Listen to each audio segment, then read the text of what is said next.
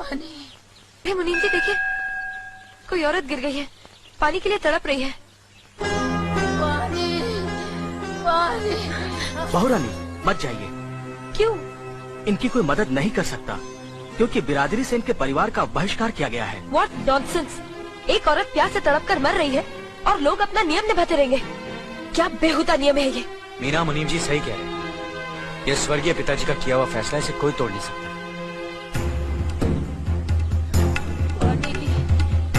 पानी,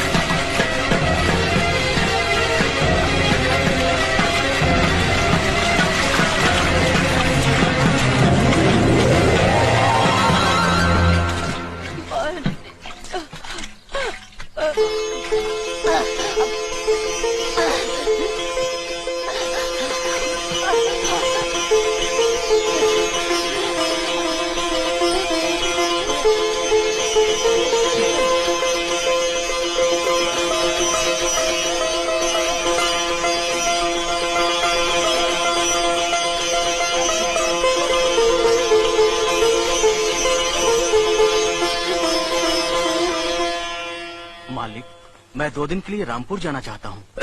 इसमें पूछने की क्या बात है मुनीम जी? सुनो, 1 गिलास पानी देना। क्या? 1 गिलास पानी ले आओ। ना तो मैं आपकी नौकरानी हूँ और ना ही आपका छोटा भाई जो आपका हुक्म सुनते ही दौड़कर आपके लिए गिलास पानी ले आऊं। मेरे बाप के घर में मेरे एक इशारे पर 10 नौकर हाथ बांधे खड़े रहते थे। ये मत भूलिए कि मैं एक अमीर बाप की इकलौती बेटी हूँ। आप तो उम्र में बड़े हैं ना, किससे किस तरह की बात की जाती है इतनी तमीज तो आपको आनी चाहिए। Mind it.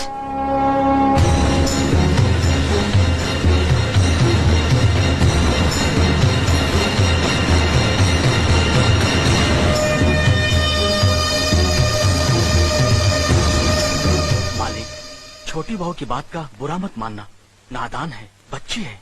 गलती हमारी है मुनीम जी। हमने ऐसी लड़की को काम करने को कहा जिसे काम करने की आदत ही नहीं है। बड़े भैया पानी। नकुल, वो ट्रैक्टर रिपेयर करवा लिया ना? जी करवा दिया।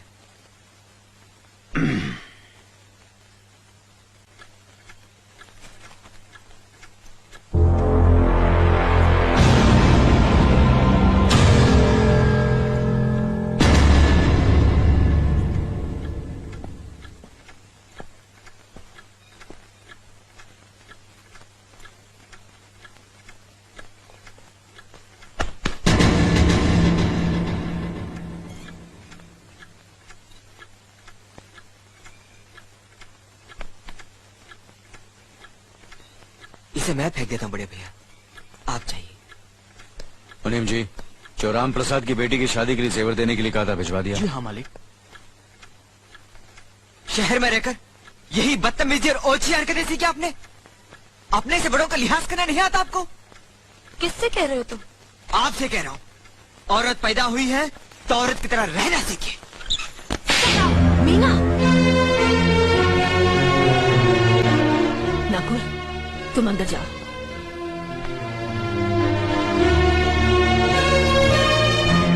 पागल हो गई हो तुम? औरत होकर एक मर्द पर हाथ उठाती हो? इतनी ऊंची घराने की बहू होकर ऐसी नीच हरकत, शर्म नहीं आई तुम्हें? कौन सा ऊंचा घराना? ये जहाँ सिर्फ एक आदमी राजा है और बाकी सब उसके गुलाम। मीना, चिल्लाइए मत। आप मेरी सास नहीं है। जिस तरह आप इस घर की बहू है वैसे मैं भी हूँ। बहू हो तो बहू की मर्यादा में रहो। मर्यादा की रस्सी में तो आप जैसी जाहिल और गवार औरतें बनती हैं। मुझ जैसी पढ़ी लिखी मॉडर्न जमाने की लड़की नहीं। Uneducated idiots. Excuse me, I'm not an illiterate. I'm a graduate from the University of Allahabad. I am aware of the modernization of women, but I have not forgotten my culture, my customs, my traditions and my values, and most of all, I'll never ever forget that I'm an Indian woman. Modern जमाने की औरत भी औरत ही होती है, उसे भी मर्द ही ब्याह कर ले जाता है। मर्द को भी आकर वो नहीं ले जाती। जमाने ख्याल और लिबास बदल देते हैं, औरत के शरीर की बनावट नहीं। लोग तुम्हारे ख्याल की लड़कियों को लज्जत का सामान भले ही समझते हो, इज्जत के काबिल कोई नहीं समझता। इज्जत आज भी उन्हीं औरतों की होती है जिनकी आंखों में हया हो, लाज हो, शर्म हो। हम नहीं कहते कि तुम बंदिशों में रहो, लेकिन अपने दायरे की सीमा को मत भूलो। लड़की जब अपने माँ बाप के घर होती है तब उसके कांधों पर अपने ही घर की इज्जत का बोझ होता है, लेकिन जब वो बहू बनकर ससुराल जाती है तब उसके कांधों पर एक नहीं 2 परिवारों की इज्जत का बोझ होता है। आज जिस तरह तुमने नकुल को तमाचा मारा है, अगर उसी तरह उसका भी हाथ उठ जाता तो तुम्हारी क्या इज्जत रह जाती? कभी सोचा तुमने? क्या बात है मीरा?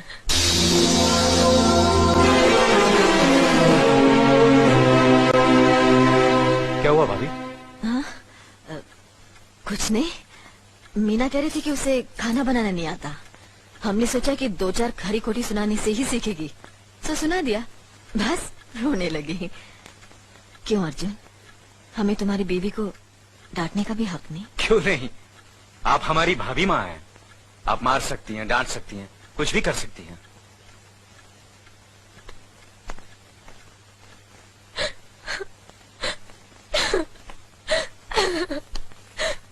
मैंने भूल की जो मैं इन लोगों के बीच आ गई। मेरी तो इस घर में कोई इज्जत ही नहीं है। जब देखो तो सब मेरी इंसल्ट करते रहते हैं। मैं कब से रो रही हूँ, तुम पूछ भी नहीं रहे हो कि मैं क्यों रो रही हूँ। बेकार हो रही है तो कौन पूछेगा? अच्छा, तो मैं तुम्हारे लिए और इस घर के लिए बेकार हो गई हूँ। अरे बेकार तो तुम हो गए अपने परिवार के बीच में रहकर। मैं कब से बोले जा रही हूँ और तुम हो के सुन ही नहीं रहे हो। इंसान की चीख सुनकर लोग शुभ अशुभ का विचार करते हैं, लेकिन जब मेंढकी को जुकाम होता है उसकी चीख की कोई परवाह नहीं करता। ये मत भूलो कि जब मेंढकी चिल्लाती है तो आंधी और तूफान आते हैं। आंधी और तूफान आएंगे तो उसका नतीजा तुम्हें ही भुगतना पड़ेगा। तो फिर ठीक है, अब मैं तुम्हारे साथ तब भी रहूंगी जब तुम मेरे साथ मेरे डैडी के घर रहोगे।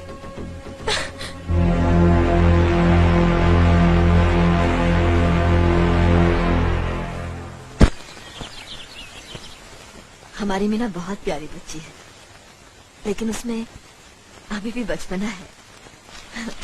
हमारे तौर तरीकों को नहीं जानती है ना, लेकिन आस्ता आस्ता हम उसे सब सिखा देंगे।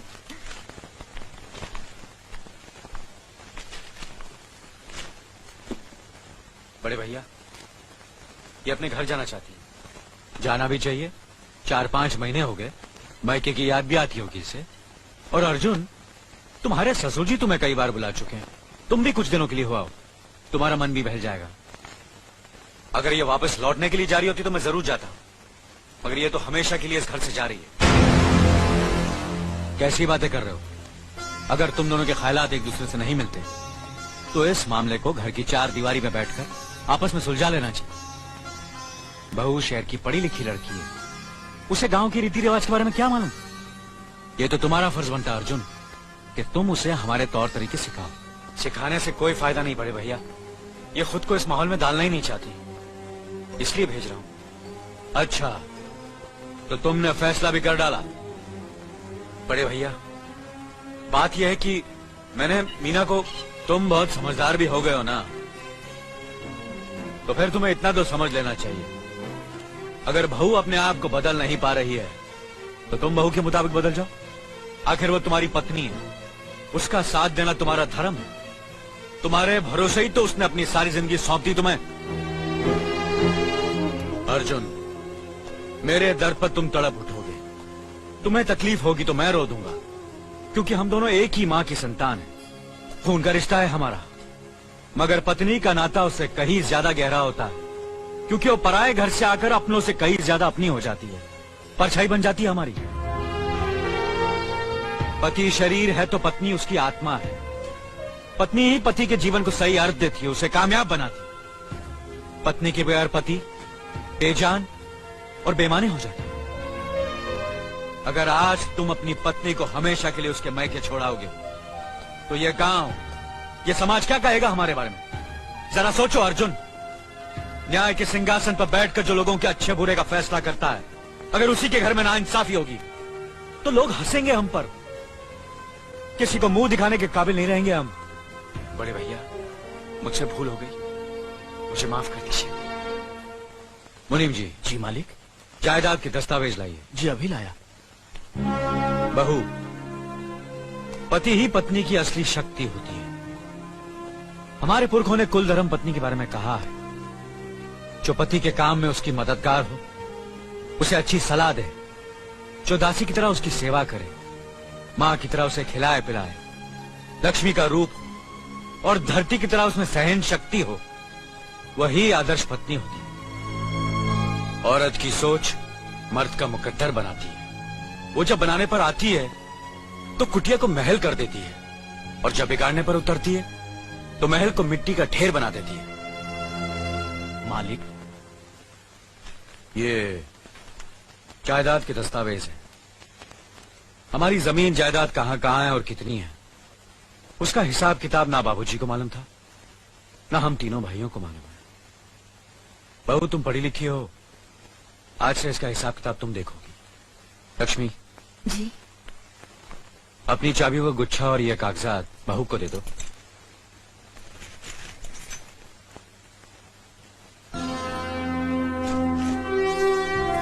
आज से तुम इस घर की मालकिन हो। तुम जहां कहोगी, जिस कागज पर कहोगी, हम तीनों भाई चुपचाप आंख बंद करके दस्तखत कर देंगे। जैसा कहोगी वैसा ही करेंगे। बस एक ही विनती है बहू, हम तीनों भाइयों को अलग करने का ख्याल अपने मन में कभी आने मत देना।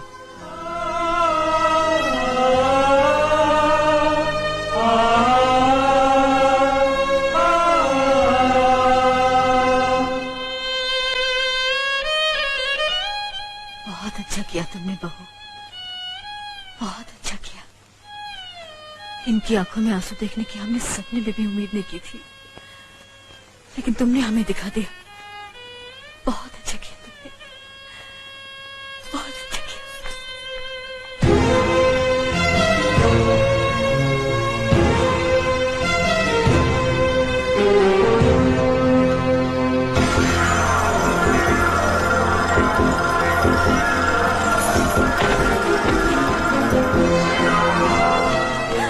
मीना, मीना, क्या हुआ बहू? मीना, मनी जी जल्दी से डॉक्टर को बुलाइए।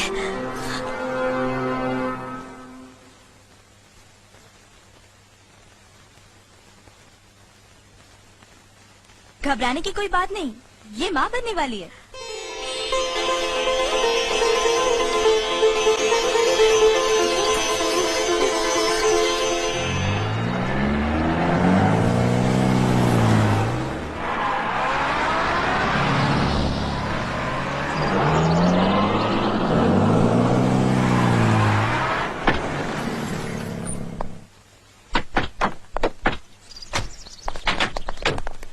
आप लोग यहीं ठहरिए, मैं ठाकुर साहब से मिलकर आता हूँ।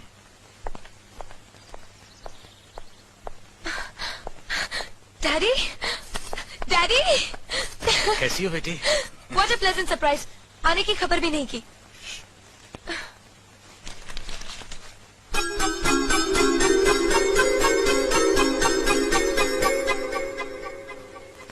ठाकुर साहब, पाए लागू।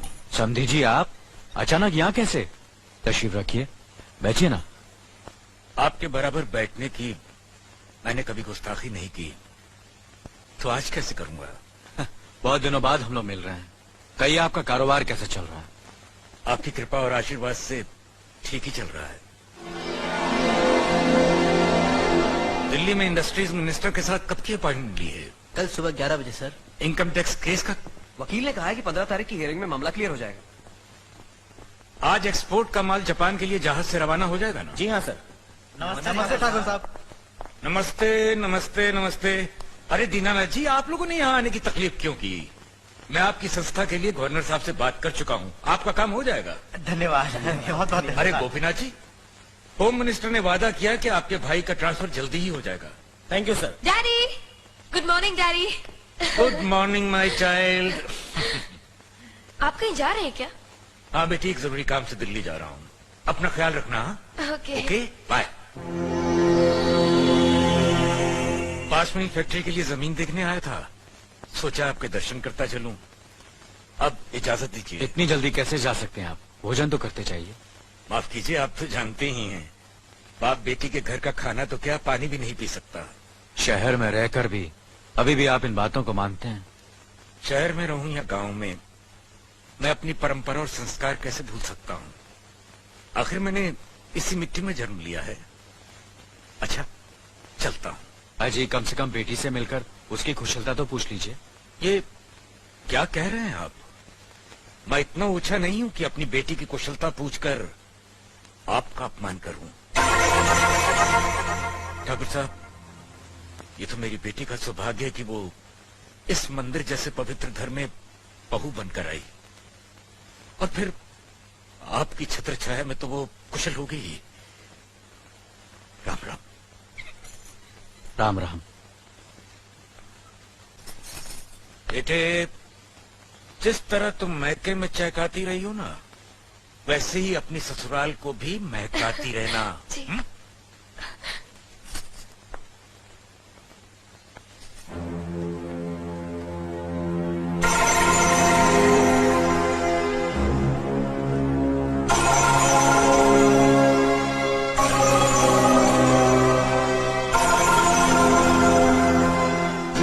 आप तो उम्र में बड़े हैं ना, किससे किस तरह की बात की जाती है, इतनी तमीज तो आपको आनी चाहिए। Mind it, mind it, mind it, mind it, mind it. बड़े भैया, अरे? मुझे माफ कर दीजिए। क्या हुआ? मुझे माफ कर ये दीजिए। क्या कर रही हो? अपने पापों का प्रायश्चित कर रही हूँ। मैंने आप जैसे देवता का अपमान किया है, आपका दिल दुखा है, मुझे माफ कर दीजिए बड़े भैया, मुझे माफ कर दीजिए, मुझे माफ कर दीजिए, लक्ष्मी, मुझे माफ कर दीजिए बड़े भैया, बड़े भैया मुझे माफ कर दीजिए, मुझ पर तरस इसे खा संभालो कर मुझे मीना, माफ कर दीजिए बड़े चलो भैया। उठो, तुम ऐसे नहीं बैठना मुझे चाहिए, माफ इससे बच्चे पर असर पड़ेगा बेटे। मैं आपकी भी दोषी हूँ दीदी। आपने जेठानी की जगह माँ बनकर मेरी गलतियों को बर्दाश्त किया, और मैं अब भागन आपकी बेटी न बन सकी। मुझे माफ कर दीजिए दीदी, मुझे माफ कर दीजिए। अब चुप भी हो जाओ। तो हमने कब तुम्हारी बात का बुरा माना? हाँ, बदले, रोते नहीं, रोते।